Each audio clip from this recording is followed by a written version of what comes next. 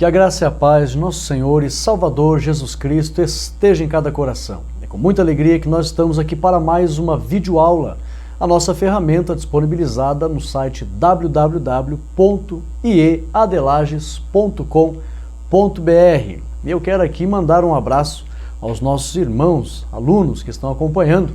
E nós temos aí irmãos de Tocantins que nos entraram em contato conosco pedindo para autorizarmos rodar nossas mensagens na rádio ali em Palmas, Tocantins. Nós ficamos muito felizes.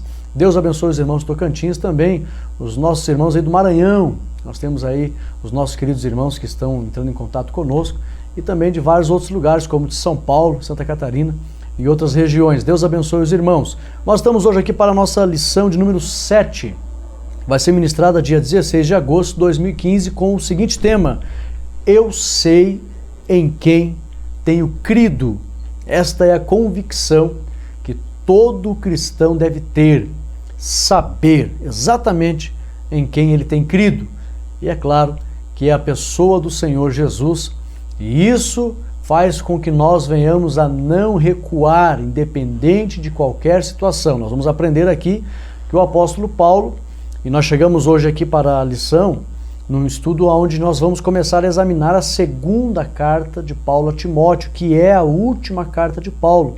E o apóstolo Paulo passa isso para Timóteo em alguns versículos. Paulo deixa bem claro que, independente de qualquer situação, nós não podemos recuar e devemos cumprir o nosso ministério.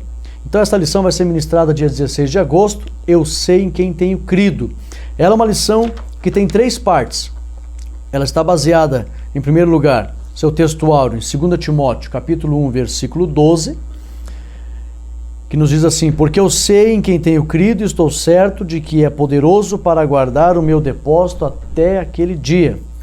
E nós temos aqui a leitura bíblica em classe, que está baseada em 2 Timóteo, capítulo 1, versículo 3 a 8, e também capítulo 2, versículo 1 ao 4. A lição tem 3 partes. A primeira parte diz assim: Orações e ação de graças. Nós temos 3 tópicos aqui: ao amado filho, a sensibilidade de Paulo e a fé de Timóteo.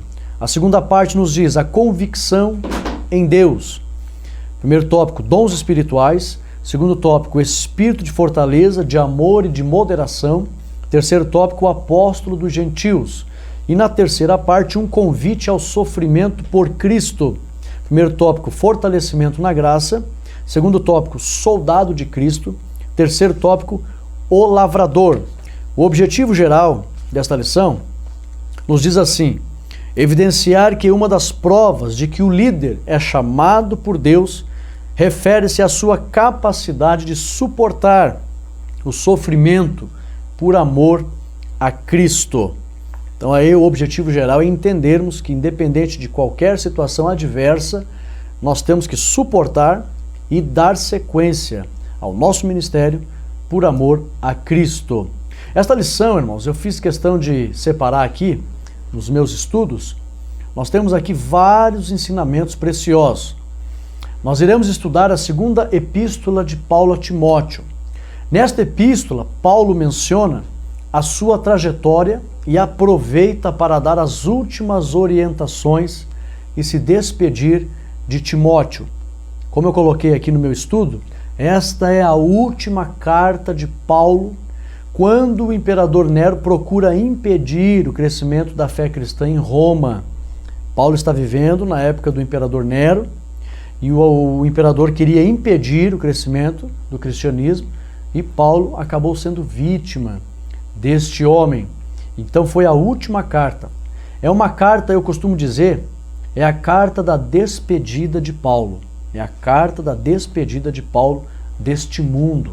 Eu fiz questão de colocar aqui que 2 Timóteo é a carta de despedida de Paulo deste mundo. Por isso que é muito importante, eu chamo a atenção de todos que assistam esse vídeo e compartilhem esse vídeo. Eu, particularmente, para mim, a segunda carta de Paulo a Timóteo é uma das cartas mais preciosas da Bíblia, principalmente do Novo Testamento.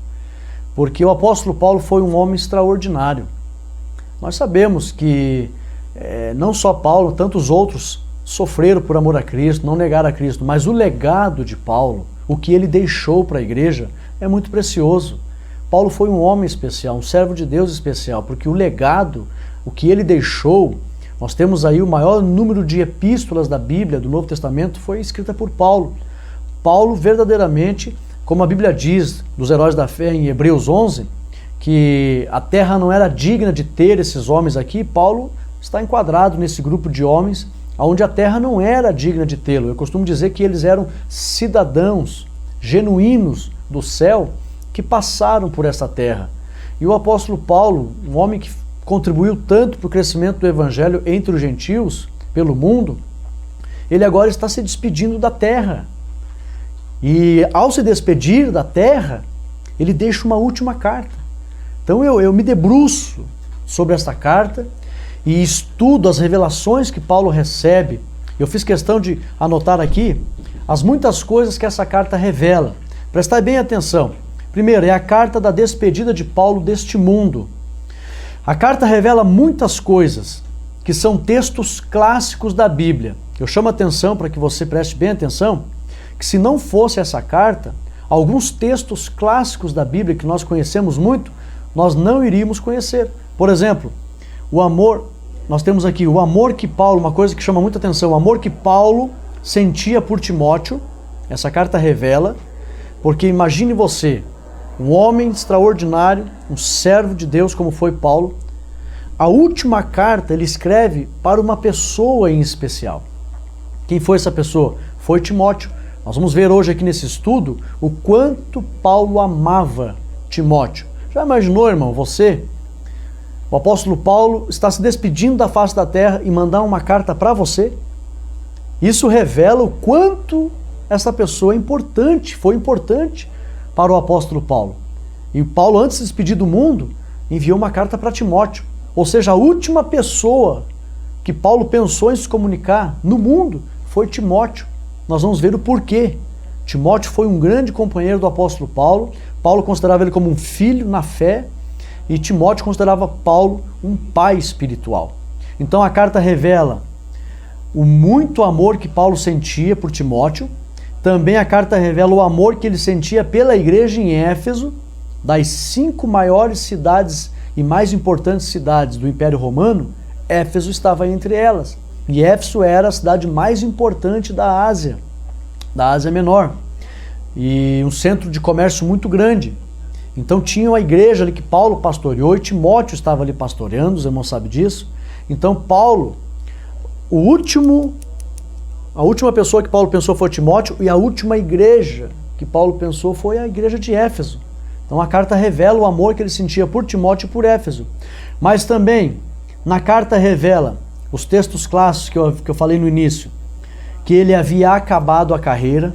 Em 2 Timóteo que nós encontramos, eu combati o bom combate, acabei a carreira e guardei a fé. Nós vamos ver aqui, eu vou ler para os irmãos um texto histórico do que aconteceu com Paulo antes dele morrer. Então ele chega ao ponto de dizer, eu acabei a carreira, ele sabia que estava indo para a morte. Então é na segunda carta de Paulo a Timóteo que nós encontramos esse texto clássico. Se Paulo não tivesse escrito 2 Timóteo, nós nunca iríamos ouvir esta expressão, acabei a carreira e guardei a fé. Um texto tão conhecido, né, que é usado. Eu estava hoje vendo um noticiário, até o repórter falou, combater o bom combate. E eu me lembrei, digo, logo mais eu estarei gravando, e tu vê que a frase do apóstolo Paulo, na segunda carta de Timóteo, está na boca até dos jornalistas, no meio secular. Então, muito importante. Outro texto clássico, que a fé é um bom combate. O apóstolo Paulo fala, combati o bom combate. Nessa carta nós temos a revelação que a fé é um bom combate. Outra revelação importante, toda a escritura é divinamente inspirada. A obra de Paulo, na segunda carta que ele escreve para Timóteo, trouxe para nós essas revelações maravilhosas desses textos clássicos da Bíblia. Quantos já não leram esse versículo? Toda a escritura é divinamente inspirada, apta para ensinar. Está aqui na segunda carta de Paulo a Timóteo. Então, toda a escritura é divinamente inspirada. Outra coisa, virão tempos trabalhosos. onde o apóstolo Paulo fala que iriam, aqui também tem eu costumo dizer que a Bíblia tem algumas listas negras de obras malignas, de homens e pecados. Também na segunda carta de Paulo a Timóteo tem uma dessas listas negras, e Paulo menciona que viriam tempos trabalhosos, nós estamos vivendo esses tempos, e por fim, Paulo diz ainda, não suportarão a sã doutrina. Está aqui nessa carta o famoso versículo que diz, terão comichão nos ouvidos. Então, só para você entender, olhe quantas revelações de Deus Paulo recebe, e ele transforma isso em orientações para o povo de Deus. E isso, para a igreja, serviu de grande benefício para a nossa instrução espiritual. Então eu louvo a Deus por essa carta. Mas vamos à seguinte, vamos à frente. Objetivo geral, mostrar que o verdadeiro líder enfrenta as aflições sem deixar de servir a Cristo e a igreja. Então eu coloquei aqui o objetivo geral, na minha visão, eu li aqui o objetivo da lição, mas eu fiz mais uma síntese aqui na minha visão. Mostrar que o verdadeiro líder enfrenta as aflições sem deixar de servir a Cristo e a igreja. Então veja que o objetivo dessa lição aqui, por dentro desse ensinamento de 2 Timóteo, revela estas coisas. Mas irmãos, o apóstolo Paulo, vamos analisar um pouquinho aqui, ele estava preso em Roma.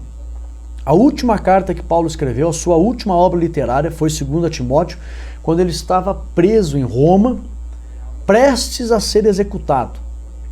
E o que levou Paulo a sentir, porque nessa carta ele revela um pouco de alegria, mas também revela um pouco de apreensão, também revela um pouco de decepção, porque ele até fala que foi abandonado.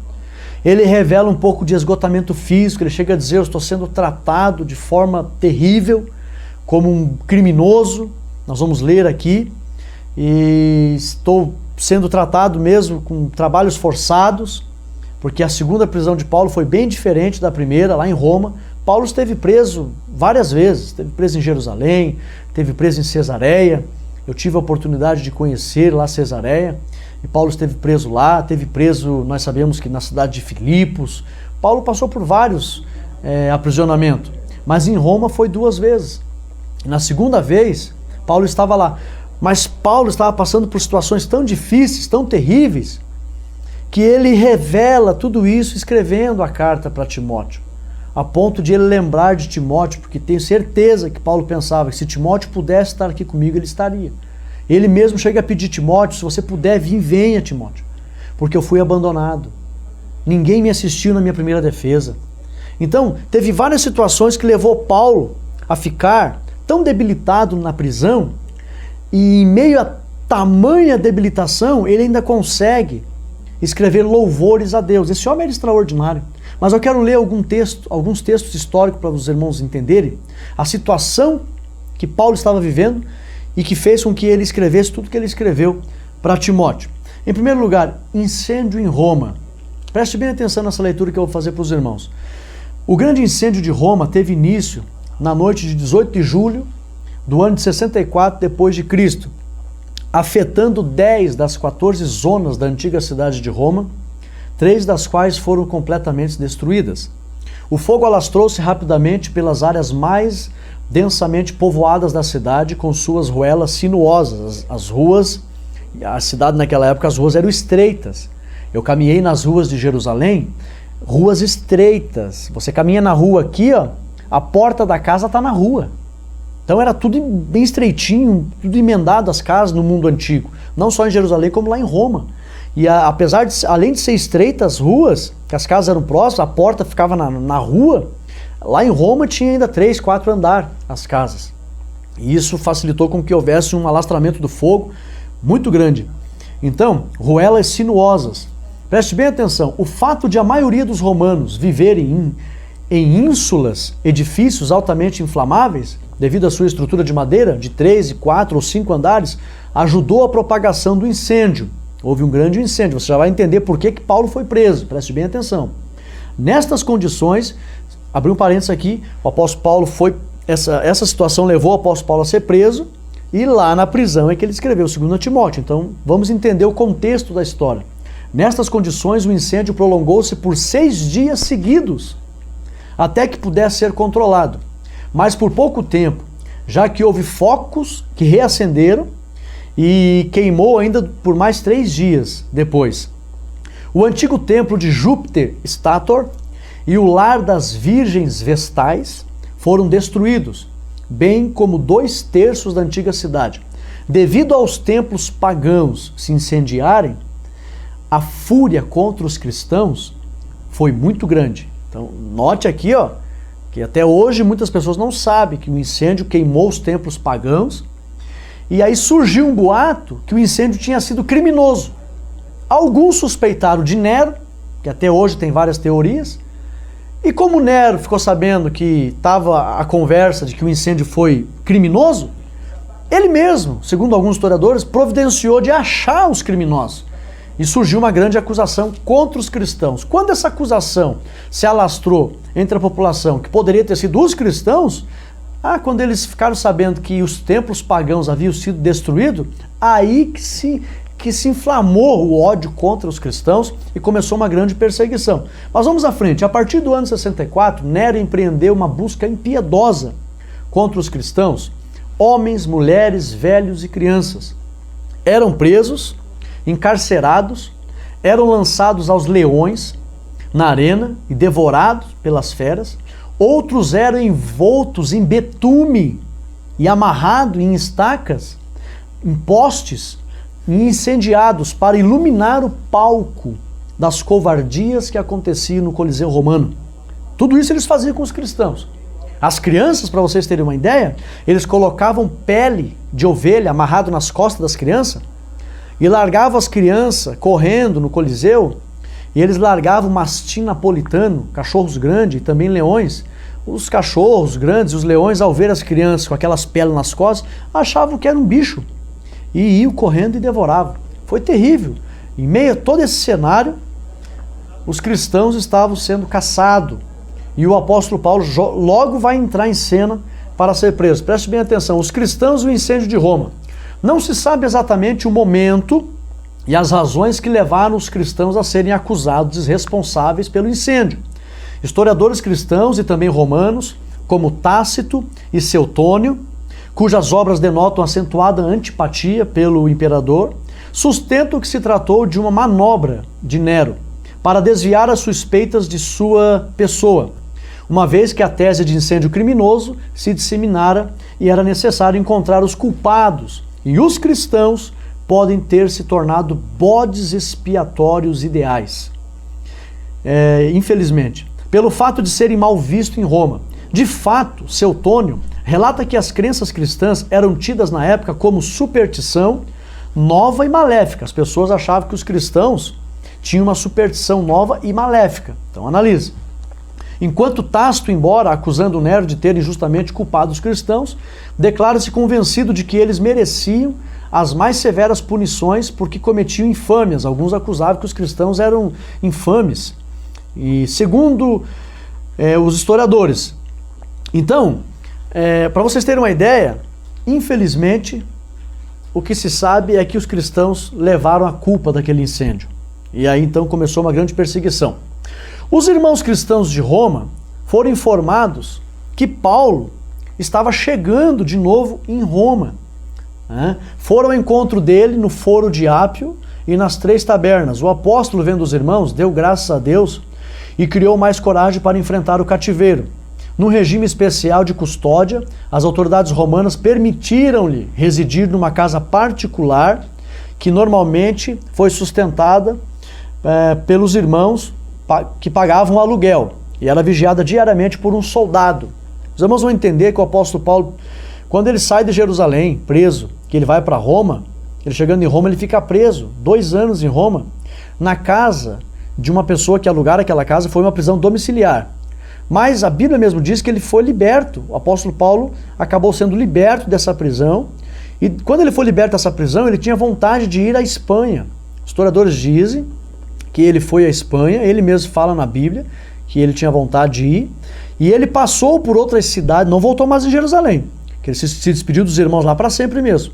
Paulo passou por outras cidades e deixou Timóteo, Tito e mais alguns outros irmãos em várias cidades. E ele volta para Roma, que ele sentiu o desejo de voltar em Roma. E quando ele volta em Roma nessa segunda vez, ele foi preso de novo.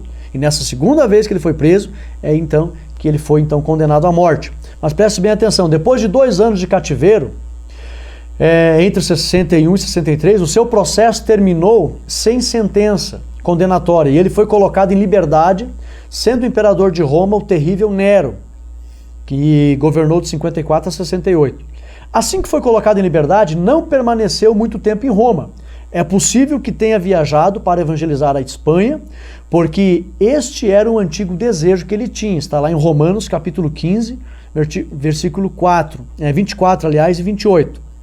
Paulo, ao deixar a Espanha, percorreu as igrejas do Oriente. Nomeou Tito bispo de Creta, conforme Tito 1 e 5, e em Éfeso nomeou Timóteo bispo de Éfeso, conforme 1 Timóteo 1 e 3. Em Nicópolis passou o inverno, mas sentiu uma vontade irresistível de voltar a Roma. Tito e Lucas estavam em sua companhia.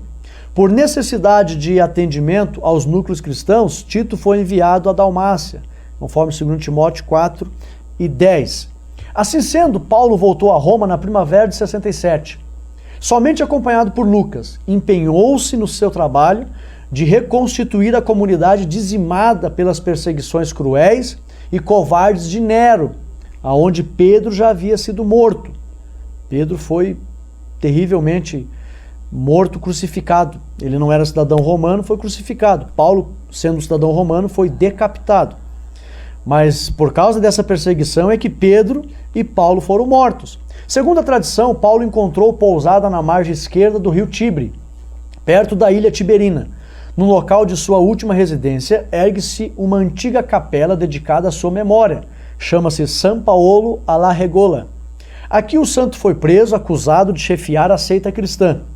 Neste segundo cativeiro, sua situação ficou completamente inversa da anterior, porque na primeira ele ficou em prisão domiciliar. Pelo fato de pesar sobre os cristãos a acusação de terem incendiado Roma, ele sofreu mais dura pena.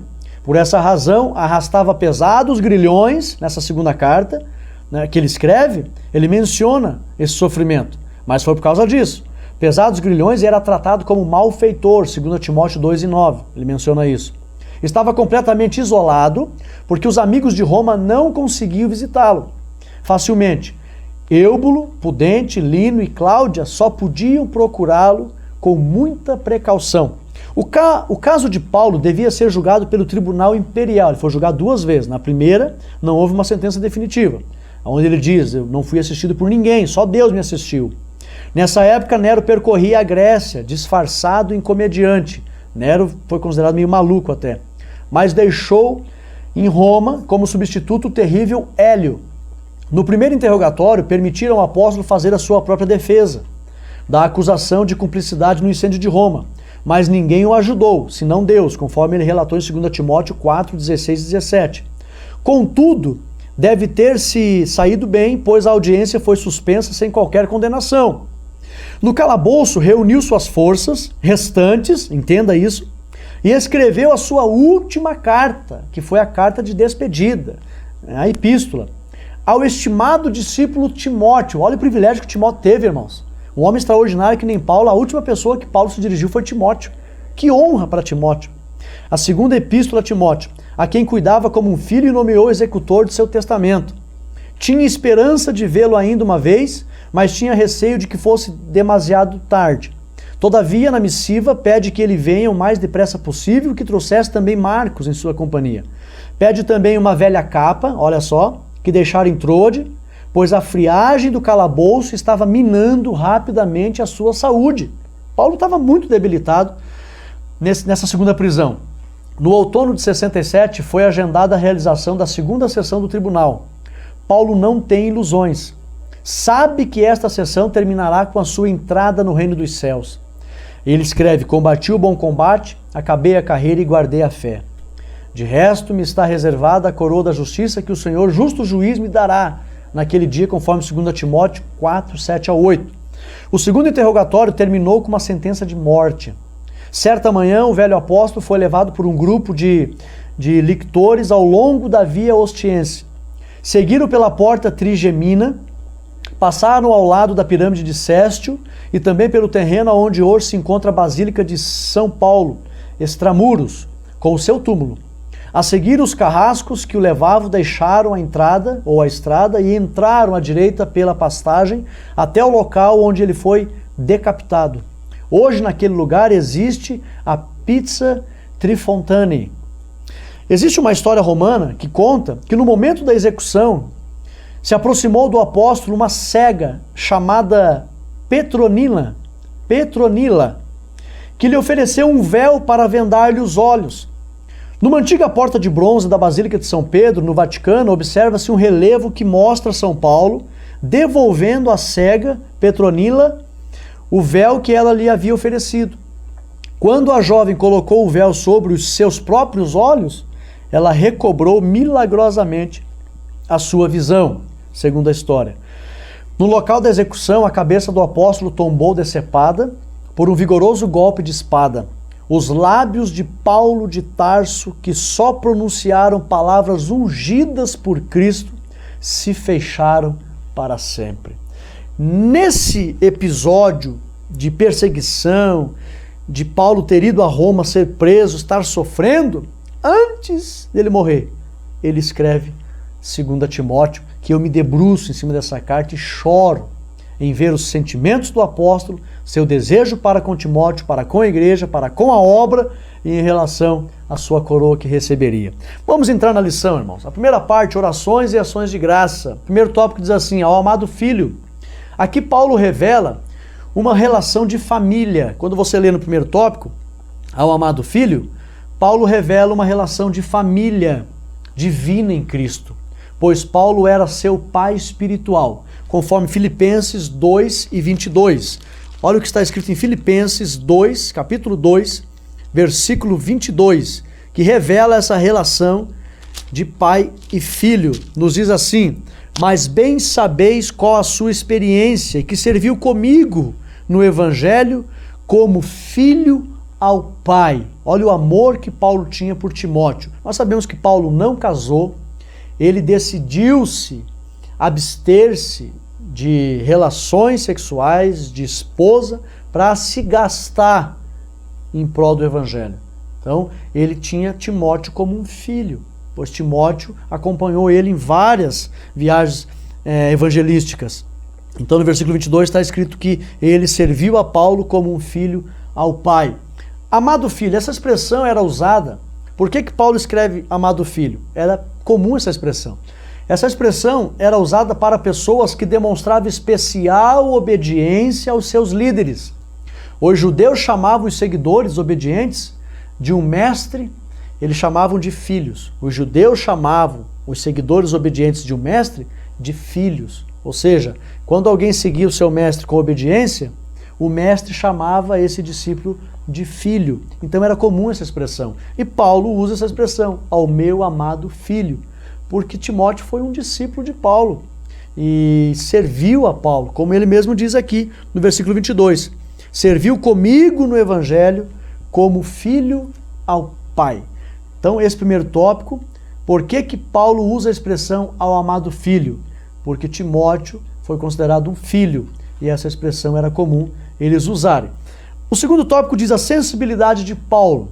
Vamos analisar isso aqui. Nos versículos 3 e 4, Paulo revela que sentia saudade de Timóteo, ao lembrar do amor que ele sentia por Paulo, devido às muitas lágrimas que chorou quando se separaram. Se você lê em Atos capítulo 20, versículo 37, você vê que quando eles se separaram, os irmãos choraram muito.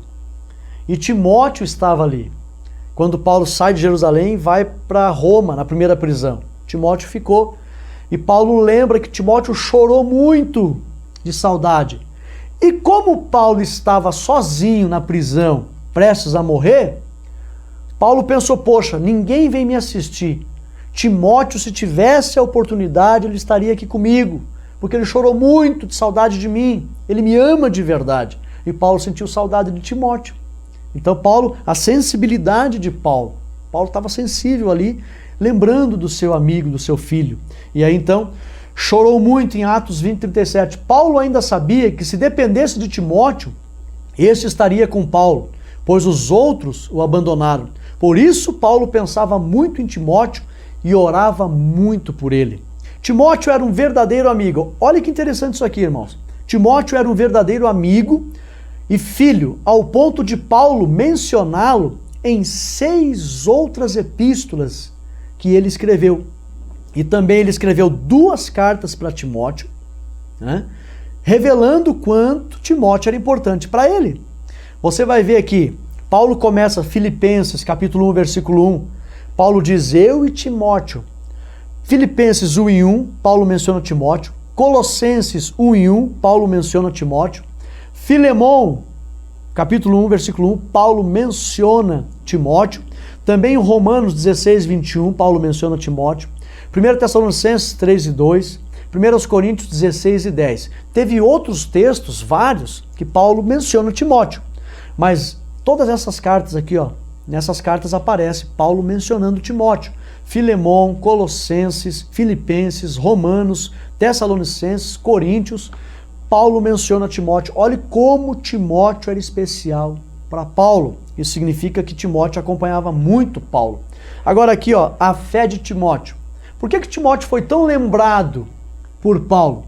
Porque ele tinha muita fé em Cristo e aí facilmente acompanhava Paulo em suas jornadas. Preste bem atenção. A fé de Timóteo, fé não fingida. Não fingida no original, está escrito assim no grego, anupokritos, que significa não hipócrita. Quando você lê, aqui na lição está escrito a fé de Timóteo. Lá no versículo 5 está escrito assim, ó, trazendo à memória a fé não fingida. Essa palavra fingida no grego é anupócritos, ou seja, não hipócrita. A ideia da palavra aqui é empregada aqui é que Timóteo não fazia papel de ator. Ele não fingia amar a Cristo e desejar acompanhar Paulo para se gastarem na pregação do Evangelho. Não era um fingimento. Paulo sabia que Timóteo estava disposto até mesmo a enfrentar a morte para acompanhar Paulo em suas jornadas. Timóteo deu prova dessa fé, servindo e acompanhando Paulo por várias vezes, não fazendo caso da própria vida, ao ponto de enfrentar a prisão por cooperar com Paulo, como está escrito em Hebreus capítulo 13, versículo 23. Olha o que Hebreus 13, 23 relata.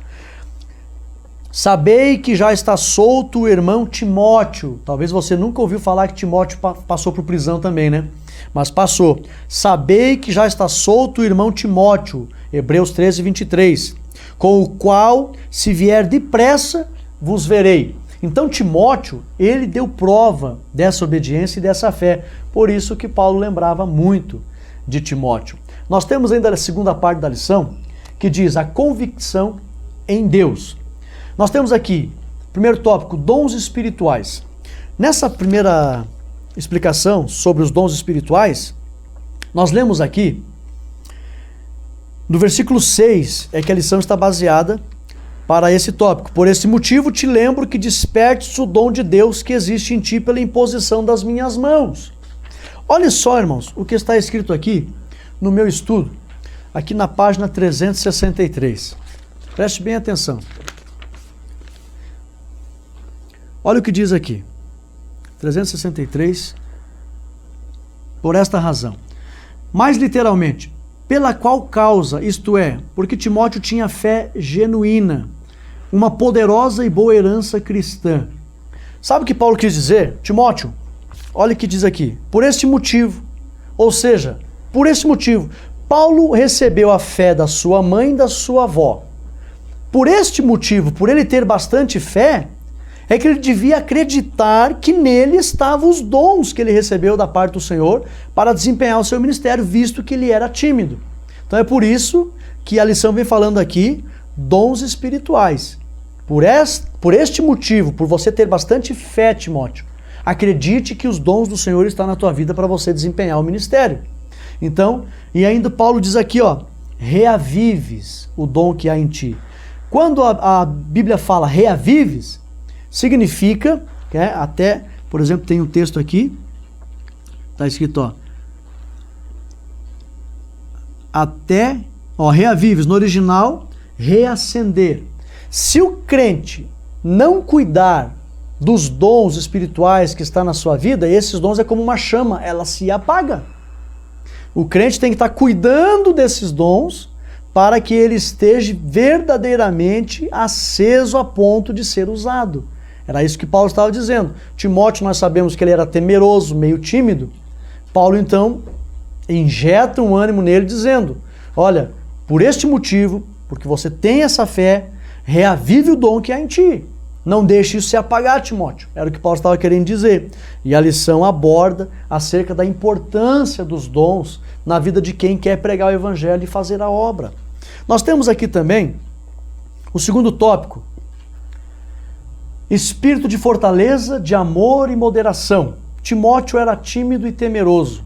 Vou ler um texto para os irmãos, 1 Coríntios 16 e 10. O apóstolo Paulo menciona a timidez de Timóteo, o quanto ele era temeroso. 16 e 10. Você pode ler na tua Bíblia aí.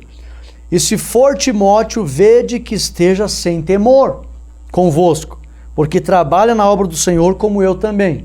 Paulo está dando uma recomendação aqui aos irmãos da igreja de Corinto, e ele diz assim, se Timóteo for, veja que ele está entre vós sem temor. Porque Timóteo ele era um pouco receoso, não tinha ousadia, que nem Apolo, que nem Paulo, que eram ousados, poderosos em palavras. Timóteo não. Mas Timóteo era fiel, não tinha medo de enfrentar a morte, se fosse o caso. Mas ele tinha uma certa, nós costumamos chamar de introspecção. Ele era um pouco retraído, não era tão ousado. E aí então a lição vem falando que Paulo diz assim, nós recebemos espírito de fortaleza, de amor e de moderação, Timóteo. Entenda isso.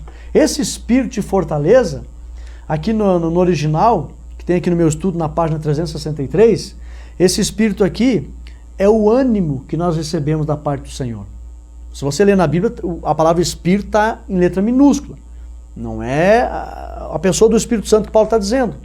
Mas é que no nosso ser, o nosso ânimo já foi trabalhado para despertar-nos a ousadia na obra do Senhor pela unção do Espírito que já está em nós, trazendo essa fé que nos capacita para fazermos a obra. Paulo estava dando um ânimo para Timóteo. Nós não recebemos espírito de temor, mas de fortaleza. O ânimo do Senhor está dentro de você, pelo Espírito Santo. Então, não tenha medo. E no terceiro tópico, o apóstolo dos gentios. O apóstolo Paulo também revela que ele tinha convicção do seu chamado. Quando ele menciona que ele era apóstolo dos gentios, sabe o que eu coloquei aqui, a conclusão? Paulo chega à conclusão de que a sua consciência estava tranquila em relação ao cumprimento do seu ministério. Ele fala, eu sou apóstolo dos gentios. Tenho a consciência tranquila que fui separado para esse ministério e cumpri o meu ministério no meio dos gentios. Você vai encontrar em Atos dos Apóstolos, capítulo 15, Atos dos Apóstolos, capítulo 15, versículo 21 e 22. Olha o que diz aqui, versículo 21 e 22.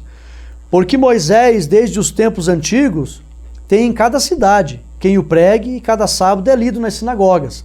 Então pareceu bem aos apóstolos, aos anciões, com toda a igreja, eleger varões dentre eles e enviá-lo com Paulo e Barnabé a Antioquia, que era aos gentios, a saber Judas, chamado Barsabas, e Silas, varões distintos entre os irmãos. Então Paulo recebeu o ministério para trabalhar entre os gentios e executou esse ministério e tinha consciência tranquila. Antes dele morrer, ele relembra a sua consciência. Eu trabalhei entre os gentios, cumpri meu ministério, e ele fala, eu sou apóstolo dos gentios. Ele fala com convicção, porque ele tinha a consciência tranquila que cumpriu o seu ministério. Como é bom, irmãos, nós termos convicção da nossa chamada, para que possamos desempenhar o nosso ministério. A terceira parte da lição, que fala aqui um convite ao sofrimento por Cristo, nós temos aqui o primeiro tópico, fortalecimento na graça. A página 371 aqui do meu estudo nos diz assim, Nós vamos expressar aqui, depois eu vou ler 2 Coríntios, capítulo 12, versículo 9. 371 nos diz assim: fortifica-te. No original temos o presente, revigorar. Revigorar. Trata-se do desenvolvimento espiritual. Quando Paulo fala fortifica-te na graça que há em Cristo, Paulo estava querendo dizer, você precisa desenvolver a tua vida espiritual. Aí nós aprendemos, irmãos, que Deus faz a parte dele, concedendo as virtudes espirituais, a sua graça, a sua unção, mas tudo isso vem para a minha vida e eu devo cuidar disso, para não perder isso e desenvolver a minha vida espiritual. Então Paulo estava chamando a atenção, era como se Paulo dissesse assim, Timóteo, o Senhor sempre vai fazer a parte dele, mas você faça a tua. Fortifica-te na graça. Paulo estava dizendo, faça a tua parte. Então, Paulo, outra expressão que eu concluí aqui, desse texto original, era como se Paulo estivesse dizendo assim, ó, a graça está em Cristo. Então, procure a pessoa do Senhor Jesus constantemente. Procure estar perto de Cristo, procure ter comunhão com Cristo, para que você esteja fortalecido. Esta era a preocupação de Paulo, a ponto dele dizer, fortifica-te na graça. E também Paulo usa a expressão aqui no segundo tópico, soldado de Cristo. Irmãos, o apóstolo Paulo usou várias vezes a expressão soldado, guerra, labuta, luta, combate. Ele muitas vezes fez um paralelo, fez uma comparação da vida espiritual com a vida de um soldado numa batalha. Por que Paulo usou muitas vezes essas comparações?